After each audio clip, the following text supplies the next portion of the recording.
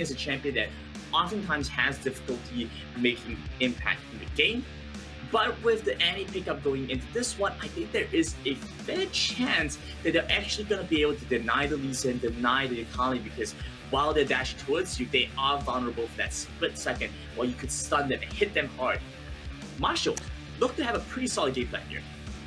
It's a solid game plan, but again, you're going against a slippery, pretty much core that is on the side of Volley. You got a Lee Sin, you got an Akali, and to an extent, you also have a Vayne that has the ability to tumble out. So I think the big thing is, as long as they're able to hit the initial target, they need to have that kind of chain CC follow-up, and they need to get it onto multiple members is the other kind of issue right now. If you're only hitting one of these damage threats, there's still an Orianna you gotta deal with. There's still a Vayne, there's still a Lee Sin. Even if you catch out, say, an Akali, there is still 4 different threats coming out on the side of Volley, and for Marshall, they're gonna have to make sure they lock down every single one of them when it comes to these team fights, which in itself is extremely scary to say the least.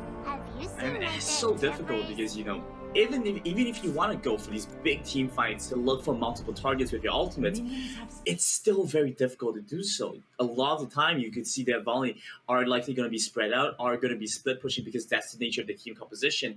So do you force onto the single target, hope that one kill is going to be worth it? How many targets, rather how many players, how many of your teammates can you invest into looking for that 1 or 2 kills? And that's kind of the question that Marshall kind of have to ask. How much are they willing to invest and how much would they gain in return? Well, exactly. I'm also interested to see whether or not we're actually going to have impact coming out of Marshall's jungle immediately off the bat. Because already take a look on your minimap. You got that Lee Sin going for an invade, trying to take away resources from that jungle and trying to put that Mumu behind early on so that they can't make an impact in the lanes right away. I want to talk a little bit about the top lane matchup because Akali moving into the top lane, or rather into the Baron lane against the Malphite. Oh my goodness, what is this fight going on? A bit of an invade coming through, good damage heading over onto the side of Marshall. One target so low, ICEICE just barely surviving this point.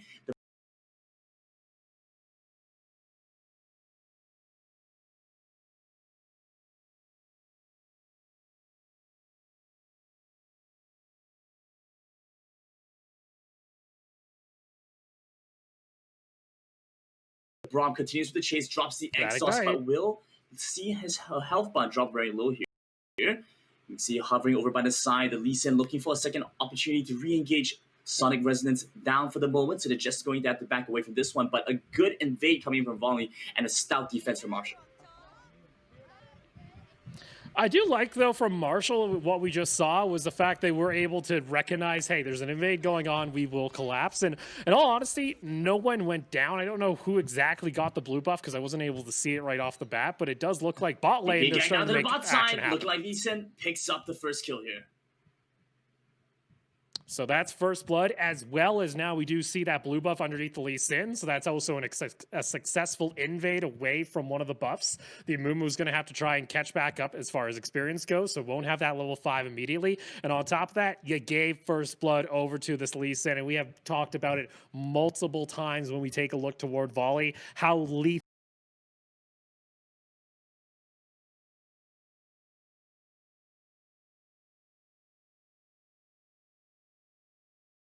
they can be with this champion from the jungle, and maybe even looking for a play up top as well.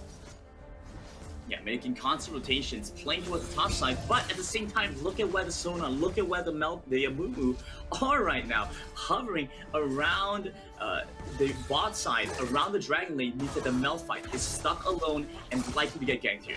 Moving forward, Akali drops the ultimate early, looking to try and get the cash. No unstoppable force available for the Malphite just yet. Good damage coming through. Akali dashes in, was not able to get the lockdown, couldn't find the kill, but still good damage overall here.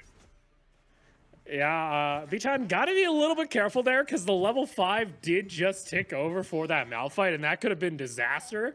The team really tested their limits as far as whether or not there was just going to be some natural XP coming on in. But look at mid lane. You already almost have a full kill coming out here from MSUONG on this Orianna. Again, a pick we haven't seen VM play a whole lot just yet. Right, but we have seen original map play a little bit of Annie yesterday. Did pretty well for his team. I think he actually got the MVP for the game that he was playing Annie in. So that's quite a good sign, I would say, for the side of Team Marshall at least. But again, my criticism still lies there. We take a quick look over to the Baron lane, where it looks like first turret is going to be handed over. Malphite didn't seem to go down there, but they still had to back away. So first turret going to be handed over. Rift Herald could be the next target once it spawns up. Bit of an invade coming through. Lee Sin going to get locked down. Lots of damage coming through. The flash away defensively. Moving in. Looking to try and assist the Lee Sin, but they aren't going to be able to find it. And he gets taken down with a little bit of an aggressive invade.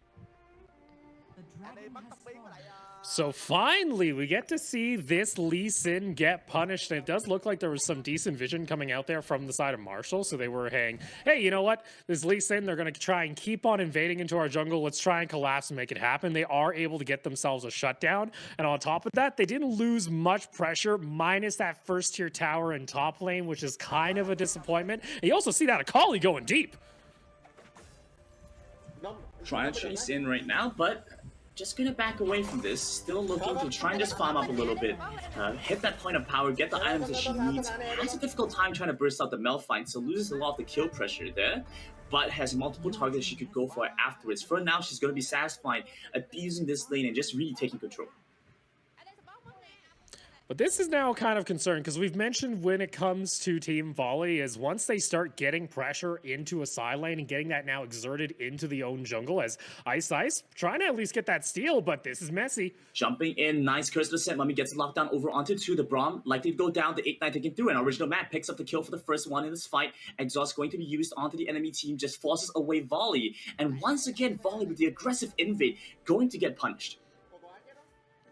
So they're able to now actually catch out Volley every time they go for an invade. The only thing they're starting to a little bit lack here is the fact that this Akali is now able to roam away from this side lane, and that itself is going to be a problem because the Malphite's just being put onto wave clear duty, and that's one of your other big initiators that you want to have included in these team fights. But if they're always up into a side lane, that's not what Marshall wants. So I'm a little concerned here that this Akali could start just roaming all over the map and taking control of everything else. Yeah, Malphite has a pretty simple role here. He goes into the lane, he pushes it out, rinse and repeat, and he starts roaming over. The issue is, like you mentioned, Akali just has way too much wave clear, is able to get control around this riverside, and that has been kind of an issue with the Lee Sin invading into the jungle. Thankfully, up until this point, Marshall had been able to defend well against the Lee Sin invades, but I can see at some point the Lee Sin is just going to outscale, outramp the Mumu. If he's able to one-shot him, there's not much else you can do. You just kind of have to accept the fact that your jungler is going to die before you can even get there. And naturally, with the top turret down, the Baron lane turret down, Rift Herald's going to be the next objective in the eyes of Volley. Yeah, you need some help being put up toward the top side of this map. It does look like, though, the side of Marshall wants to collapse. ICEICE going to be moving in. Shockwave already expanded. ICEICE dashing in. Nice double knockout coming in. The unstoppable force. But Rift Herald still secured over on the side of Volley. Good damage coming in on the Akali. Gets the kill onto Annie. Now chasing in, looking to try to take on the Mbubu, but very tanky over on that front. Gets slowed down by the Malphite. Chasing in the Jhin, looking for this kill. Oh, they're nice going. stun coming in. The crescendo to top it all off. And still able to find that kill. Orianna over on the sidelines doesn't seem to be in any much danger. We'll see the Malphite being pushed away at this point. Orianna and Braum now trying to support the team and force Marshall out of their jungle. Still, though, Marshall, they really needed to try and find a fight in their favor, and they finally were able to get it. A nice combo, and you can see what happens when you get this team fight composition online and when you're actually able to have a Malphite come in and help join in on getting some of that CC. But you do see the amount of resources that had to be expended for this Akali kill, and the same fact that CHANH still has a level over this Malphite at the moment and still is able to exert pressure into a side lane. Sure, that slows them down just a little bit, but once that Rift Herald gets put down, things are going to get a little bit out of control, and Marshall had to be quick to stop it. And I love that you're mentioning about this level disadvantage and this level gain on the Akali, because another thing that we have to mention is while Marshall is playing a composition that doesn't require all that much gold, because at the end of the day, they're still going to be able to have their big ultimates. They're still going to have some level of impact. You still have to have your primary carries. You still have to have people doing damage. And if you only have the Jhin as the player doing damage, you run the really real risk of the Akali just running you down. You have the Lee Sin who can dive into the backline, hit the Hourglass, or have the Guardian's Angel, and suddenly you realize that you can't deal with that problem. So these are some of the issues that kind of have to be considered over on the side of Masha right now. Who are you investing the gold in? The original map we saw in that last fight get deleted by the Akali. It's an easy pickup for that assassin there. So they have to rush with defensive items early, get the Hourglass when they can, and start playing to assist original Matt and to assist the Jhin to get to a point of power. And now this is kind of your worst case nightmare you're starting to see here on the side of Marshall. The Akali was able to take down the second tier tower with the assistance of the Rift Herald. So Shelly comes in, gets a quick knock, able to get some extra gold. And now you got to be a little concerned because that Akali could always just roam down to mid lane. The fact is the Rift is pretty small in comparison to what a lot of these players might be used to on the PC version, but you're able to roam extremely fast. We do see Marshall at the very least saying, okay, we got to get some objectives, but look at the top side of that mini map. You gotta deal with the fact that you're gonna have the Akali and the fight breaking out over at Dragon. Looking to try and take down the Amumu first, moving forward, looking for the curse of the set. Mami, nice shot. Oh! Catches off multiple members on the side of Marshall, but they still aren't going down just yet. So very tanky. Misty? Looking to try to take down Misty, gets the kill off. Now we jump over, taking a look onto the fight. Jhin moves in to join the rest of his team. This Akali is absolutely massive. The assassin, such a real threat right now. Kill jumps in, gets a triple, looking for a fourth. Looking for this Quadra, wasn't able to find the Shuriken to get the jump back onto life, but still going to be happy and content with that one. And this is now we finally get to see an Orianna ultimate that has such massive impact during a team fight. A 4-man shockwave coming down, and that is the risk. Sure, you might be a team that has the Amumu, and you're looking at a Dragon Pit fight saying, yeah, this is good to go. We have Malphite, but one big Orianna ultimate is able to slow down the fight long enough to allow CHANH on this Akali to roam into the fight, and because there's been so much gold injected onto this assassin that once she gets onto the backline, you saw it, the perfect execution, just deleted 2 members off the second activation, and that's absolutely disgusting. Working with their strengths, they played around an objective, they knew they could win. And Dragon started up by Marshall was a little bit over-aggressive, but I understood the process. They were looking to try and pick up the objective while they had manpower in that area. But in that fight, you could also see that over in the Baron lane, the Akali was dealing with the turret, and so Jhin had to be sent up to kind of act in response for that, right? So it's called in response. Akali goes up, calls the Jhin back, because Jhin is honestly one of the only players that's still able to deal with that Akali threat. Meanwhile, another fight breaks out. Akali joining in, looking to try and take down original Matt. The damage comes through. It's an easy pickup. Now chasing off onto ICEICE. Damage is going to be enough to shred even the tankiest members on the side of Marshall. Exhaust looking to try and just slow him down for as long as possible. ICEICE goes into stasis a little bit longer, delays down VOLLEY, but it doesn't stop them. They're still going in. They're still looking for the inhibitor and trying to chase this one down. Current call comes through, looking to try and push them away. The crescendo stops the Akali in her tracks. Turret still up, and VOLLEY with 3 members forces Marshall to respond. But you see that, again, exact same situation. The Orianna comes in, gets a nice shockwave onto 2 of the tanky members, and that poor Annie, sure she didn't get caught out by a shockwave, but there's a Akali facing you down right in the middle of your jungle, and that's what's going to happen. And it's kind of insane because these fights, if you take a look at the score total, it's 8-9. As far as kills, you'd say this is a very even game, but because of the disparity that has now happened in the top side of the map, if this Akali is anywhere near the fight, it's an instant loss in most cases for Marshall, and they need to start getting this CC onto that primary carry that's coming out right now on the side of VOLLEY.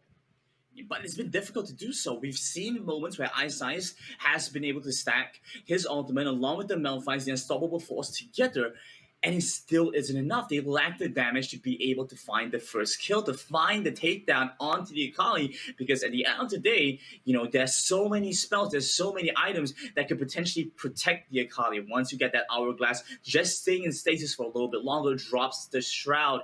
And all these combined make it so hard to lock her down. Their main damage source is currently that Jhin, and Jhin requires auto attacks. If you can't see it, if you can't target it, you can't do damage. Yeah, you have quite a difficult time to say the very least. So, unfortunately there, though, If I'm on the side here of Marshall, I got to be a bit concerned that, you know, maybe I don't see where things are going, but now you go see this Barrett attempt, and that's a rather risky go. Big startup, ICEICE hovering over by the side, looking to try and get a flank off. They're going to perhaps start this one up. Okay, walks into the pit, decides it might not be the wisest idea, jumping in, looking for his cash. Great use of the coast of said Mummy. Jumps in with the lockdown, gets the first kill, takes down the Braum, but to trade back, the Amumu gets killed off. Huge shockwave, kills them all off. And Misty survives through all of that, doesn't go down. Now with the final hour chasing down, final members of Marshall decide it's not even worth it. They're going to go for the Baron instead. They're going to look for this big neutral objective and look to end off the game. And again, it kind of goes back to what you were talking about a little bit early on there, Grandin, where sure, you're able to get this massive combo, but the issue is if you only catch out one of these members, if there's still an Orianna to delay a fight with a shockwave, it allows time for the Akali to move on over. And the fact that Misty didn't actually go down, that is devastating and very much could have been the fight in which Marshall took back full control of this game, but instead now they're looking at losing their base. Yeah, Baron was honestly one of the biggest opportunities that Marshall probably had to get back into the game. Right now, the Elden Drake could be another possible win con, but with how much control Volley have off the jungle, off the map, very difficult to get in. You're kind of just dealing to stall for time and hope for the best right now. But Volley have already hit the point of power. They've already hit this big power spike. A quick reset, they come back in, push together, maybe send the Akali into the side lane, because at this point, this Akali, Bichan is able to kill off, Malphite is able to kill off the Amumu. The tanks don't really matter in the face of this Akali. So it's an easy matchup, it's an easy execution. Split push, group up, whatever you want. As long as you play the team fight well, you should be able to win off the game. Again, it comes back to that thing where we mentioned, you know, the team is now in prime position. Like, it has been a bloody game back and forth where both teams are trading kill for kill. But the fact is, all of it went on to this Akali, and it doesn't matter because there is your engage coming in underneath the tower. Chasing in, looking to try and end this game off. The inhibitor turret won't be able to do anything as he gets taken down. Now chasing forward. The shockwave won't even be necessary as the damage for this Akali comes through way too quickly. Chasing in for this last bit, but it doesn't even matter. They end off the game. The Nexus goes down, and Team Volley pick up this quick win. And there you go. Volley are going to be pretty happy. Currently undefeated when it comes to their streak here in Pentaboom. And there is a solid chance that this team keeps on going all the way through our final. They're able to 3-0. They will go completely undefeated. They still have that one series remaining, though, if they want to claim that lion's share of our prize pool. But so far, this team looks absolutely disgusting. And even in situations that we thought they would lose out during these messy team fights, they got themselves such a massive advantage via the side lanes that it doesn't even matter. And this is why your team's currently looking like the favorites to win the entire tournament. Yeah, Volley have been